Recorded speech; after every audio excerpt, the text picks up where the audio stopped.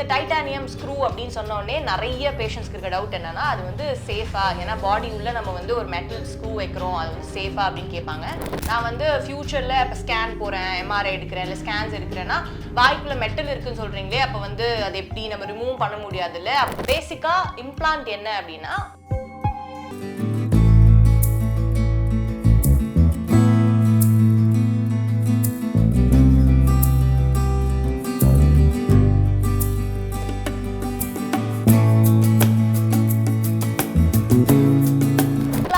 பல்லு கட்டிக்கலான் இருக்கேன் doctor. Implant வந்து சேஃபா, பேசிக்கா அது எப்படி ஒர்க் ஆகும் அப்படின்னு சொல்லிட்டு நிறைய பேர் என்கிட்ட கேட்குறாங்க.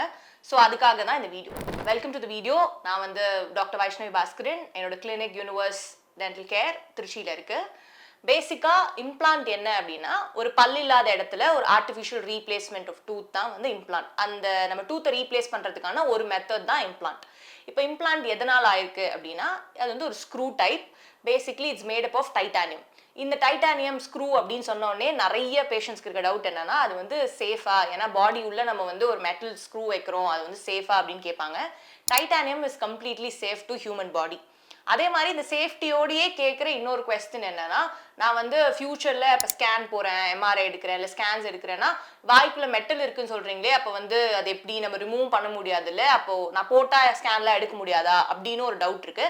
அதுவுமே மித்து தான். ஏன்னா வந்து நீங்க வந்து இம்ப்ளான்ஸ் போடுறதால இல்லை எனி டைப் ஆஃப், நீங்க ஆல்ரெடி ஒரு க்ரௌன்ஸ்லாம் போட்டிருக்கீங்க, டென்டல் க்ரௌன்ஸ் போட்டிருக்கீங்கன்னா நீங்க அதை ரிமூவ் பண்ணணுன்ற அவசியம் இல்லை. பட் ஒரே ஒரு விஷயம் என்னன்னா, before going to the scan நீங்க வந்து அங்க இருக்க டெக்னீஷியன்ஸ் கிட்டயோ இல்லை அங்க இருக்க அந்த பர்சன் கிட்டயோ நீங்க வந்து சொல்லணும், இந்த மாதிரி நான் போட்டிருக்கேன் அப்படின்னு சொன்னா போதும்.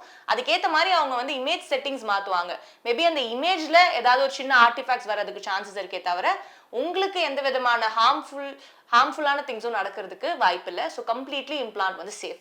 இது எப்படி ஒர்க் ஆகுது? இப்போ இம்ப்ளான்ட் வெளியே ஸ்க்ரூ வந்து நீங்க ஜா போன், அதாவது நம்ம எலும்பு இருக்கு இல்லையா, தாடை போன், அது உள்ள போடுறீங்க. பட் எப்படி வந்து அது ஒர்க் ஆகுதுன்னா, அது வந்து ஆசியோ இன்டெகிரேஷன் அப்படின்ற ஒரு விஷயம் மூலியமா தான் ஒர்க் ஆகுது. அப்படின்னா என்ன டாக்டர்னா, இப்போ நீங்க போடுற அந்த இம்ப்ளான்ட் வந்து நம்ம ஜா உள்ள ஃபிக்ஸ் பண்ணிடுவோம்ல, ஜா உள்ள அதை நம்ம போட்டதுக்கு அப்புறம் அந்த எலும்புல அந்த எலும்போட எலும்பா அந்த இது வந்து ஒன்னாகும்.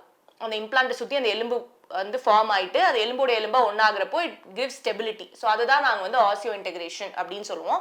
ஸோ அந்த ஸ்க்ரூ வந்து இன்சைட் த ஜா போன் ஒன்னோட ஒன்று ஆனதுக்கு அப்புறம் நம்ம மேலே எப்படி ஒரு டூத்துக்கு மேலே வந்து க்ரௌன் பிளேஸ் பண்ணுவோமோ அதே மாதிரியே ஒரு ஹெட் பகுதி மேலே நம்ம வந்து க்ரௌன் பிளேஸ் பண்ணிட்டா நீங்க சாப்பிட்றதுக்கும் சரி, பேசுறதுக்கும் சரி, ஃபங்க்ஷனலாகவும் சரி, அந்த இம்ப்ளான்ட் வந்து will almost act like your natural tooth. இப்போ நான் இதுக்கு என்னெல்லாம் கன்சிடரேஷன், எதுலாம் இருந்தால் நான் டெஃபினட்டா இம்ப்ளான்ட் போட்டுக்கலாம் அப்படின்னா, மெயினாக நீங்கள் வந்து எக்ஸ்ரேஸ் எடுக்கணும். எக்ஸ்ரேஸ் எதுக்கு அப்படின்னா, இப்போ சில பேர் வந்து பல் எடுத்துட்டு ரொம்ப நாள் ஆயிருக்கு அப்படின்னா அந்த இடத்துல இருக்க அந்த எலும்பு தேஞ்சிருக்கலாம். ஸோ அந்த எலும்போட டென்சிட்டி அண்ட் திக்னஸ் வந்து இம்ப்ளான்ட்டோட சக்ஸஸ் ரேட்டுக்கு ரொம்ப ரொம்ப இம்பார்ட்டன்ட். ஸோ அதுக்காக எக்ஸ்ரேஸ் அண்ட் சிபிசிடி வந்து ரொம்ப ரொம்ப இம்பார்ட்டன்ட். இது இல்லாமல் என்னென்ன கன்சிடரேஷன்ஸ் இருக்கு அப்படின்னா, இப்போ நிறைய பேர் வந்து நான் டயபெட்டிக்காக இருக்கேன், ஸோ என்னால் இம்ப்ளான்ட் போட முடியாதுன்னு சொன்னாங்க அப்படின்னு சொல்லுவாங்க. டயபெட்டிக் பேஷண்ட்ஸ்னால இம்ப்ளான்ட் போட முடியாதுன்னு கிடையாது. பட் அன்கண்ட்ரோல் டயபெட்டிஸ் இருக்குன்னா நம்ம கொஞ்சம் கண்ட்ரோல்ல எடுத்துட்டு வரணும். ஏன்னா ஊன் டீலிங் கொஞ்சம் டிலே ஆகும். அப்புறம் நார்மலி டயபெட்டிக் பேஷண்ட்ஸ்ல போன் லாஸ் இருக்க சான்சஸ் இருக்கு. ஸோ அதனாலேயே இம்ப்ளான்ட்டோட சக்சஸ் ரேட் கொஞ்சம் டிஸ்டர்ப் ஆகலாம். மற்றபடி நீங்க ப்ராப்பரான ஓரல் ஹைஜீன் இருக்கீங்க, உங்களுக்கு சிங்கிள் டூத் ரீப்ளேஸ்மெண்ட்டா, அதாவது நீங்க ஒரு பல் இல்லை அந்த மாதிரி ரீப்ளேஸ்மெண்ட்டா இருந்தாலும் சரி, மொத்த தாடிக்கும் ரீப்ளேஸ்மெண்ட்டா இருந்தாலும் சரி, ஒரு பெஸ்ட் ஃபிக்ஸட் ஆப்ஷன் வந்து நம்ம கிட்ட இருக்கிறது இம்ப்ளான்ஸ் தான். ஸோ அது வந்து பயத்தின் காரணமாவோ இல்லாட்டி அறியாமையின் காரணமாவோ நம்ம வந்து அது வந்து பெஸ்ட் ஆப்ஷன் இல்லை அப்படின்னு நினைக்க வேண்டாம். இன்னொன்று, எவ்வளோ நேரம் ஆகும் டாக்டர் அப்படின்னா, இப்போ உங்களோட எலும்பு டென்சிட்டி நல்லா இருக்குன்னா இப்போ இருக்கிற நியூ அண்ட் டெக்னாலஜிஸ் வச்சு வித்தின் அ வீக் ஆர் 2க்குள்ளேயே நம்மளால க்ரௌன் கொடுத்துட முடியும். பட் ஃபார் எக்ஸாம்பிள் உங்களோட எலும்பு டென்சிட்டி கொஞ்சம் காம்ப்ரமைஸ்டா இருக்கு அப்படின்னா நம்ம இம்ப்ளான்ட் பிளேஸ் பண்ணிட்டு ஐடியலி ஒரு 2 to 3 monthsக்கு அப்புறம் நம்ம வந்து க்ரௌன் கொடுத்துக்கலாம். பட் இது எல்லாமே வந்து நீங்க வந்து ஃபர்ஸ்ட் போய் ஒரு எக்ஸ்ரே எடுத்து உங்க டென்டிஸ்ட்டை பார்த்து செக் பண்ணுங்க. உங்களுக்கு ஐடியலி இம்ப்ளான்ட் போடலாமா, ரொம்ப செயின் ஸ்மோக்கர்ஸா இருக்காங்கன்னா அவங்களுக்கு கொஞ்சம் அந்த success rate of the implant வந்து குவெஸ்டனபிளா இருக்கும். ஸோ இந்த மாதிரி நிறைய கன்சிடரேஷன் இருக்கு.